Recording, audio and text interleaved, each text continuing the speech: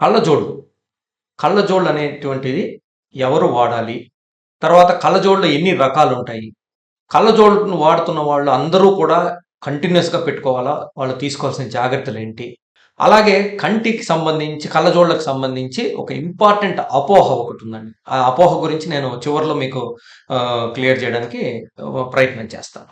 So, first మనము అసలు కళ్ళజోళ్ళు ఎందుకొస్తాయి? ఎందుకు వాడాలి? అని తెలుసుకునే ముందు, మనం కంటి గురించి కొన్ని బేసిక్ ఇన్ఫర్మేషన్ మనకి తెలవాలండి. ఇది చాలా ముఖ్యం. ఈ వీడియోస్ అన్ని చేస్తున్న కారణం ఏంటంటే, మనకి కంటి గురించి బేసిక్‌గా ఏమేమి తెలుసుకోవాలో కూడా తెలియట్లేదండి. అవి తెలుసుకోవడం కోసం ఈ వీడియోలన్నీ చేస్తున్నది.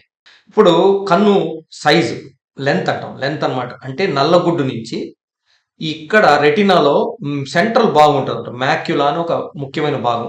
లైట్ కిరణాలన్నీ మాక్యులాలో పడినప్పుడు మాత్రమే మనకి ఏం చూస్తున్నాం అనేది స్పష్టంగా తెలుస్తదండి. సో, ఈ నల్లగుడ్డు నుంచి మాక్యులా వరకి లెంత్ అంటాం. అంటే పొడవు. ఈ పొడవు 24 మిల్లీమీటర్లు ఉంటదండి. నార్మల్ కన్ను గుడ్డు. ఇది మోడల్ కాబట్టి పెద్ద సైజులో కనపడుతుంది. కన్ను గుడ్డు అయితే 24 మిల్లీమీటర్ల లెంత్ ఉంటదండి. సో, 24 మిల్లీమీటర్ల లెంత్ ఉన్నప్పుడు మనకి కరెక్ట్‌గా లైట్ కిరణాలు ఈ నల్లగుడ్డు వల్ల, ఈ లెన్స్ వల్ల మాక్యులా మీద పడతాయి. సో, ఇప్పుడు కళ్ళల్లో పవరు ఎన్ని రకాలుగా వస్తది? ఎందుకొస్తది? ఒకటి యాక్సియల్ రిఫ్రాక్టివ్ ఎర్రర్ అంటాం. అంటే నల్లగుడ్డు యొక్క సైజు పెద్దదిగా ఉండడం గానియండి, నల్లగుడ్డు సైజు చిన్నగా ఉండడం కానివ్వండి గాని. ఇది యాక్సియల్ రిఫ్రాక్టివ్ ఎర్రర్ అంటాం.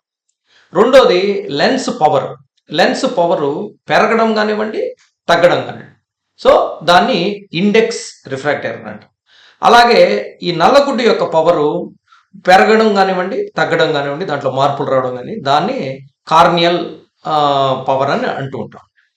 సో, ఇప్పుడు నార్మల్ కంట్లో చూస్తే మనకి ఈ నల్లగుడ్డు యొక్క పవరు ప్లస్ లెన్స్ అనమాట. కాన్వెక్స్ లెన్స్ కాబట్టి ప్లస్ 45 డయాప్టర్స్ పవర్ ఉంటదన్నమాట ఈ నల్లగుడ్డుకి. అలాగే ఈ లెన్స్‌కి ప్లస్ 14 డయాప్టర్స్ పవర్ ఉంటదన్నమాట. సో, ఈ 2 కలిపితే అప్రాక్సిమేట్‌గా 58-59 డయాప్టర్స్ పవర్ ఉంటదన్నమాట కంట్లో లెన్స్‌కి, నల్లగుడ్డుకి.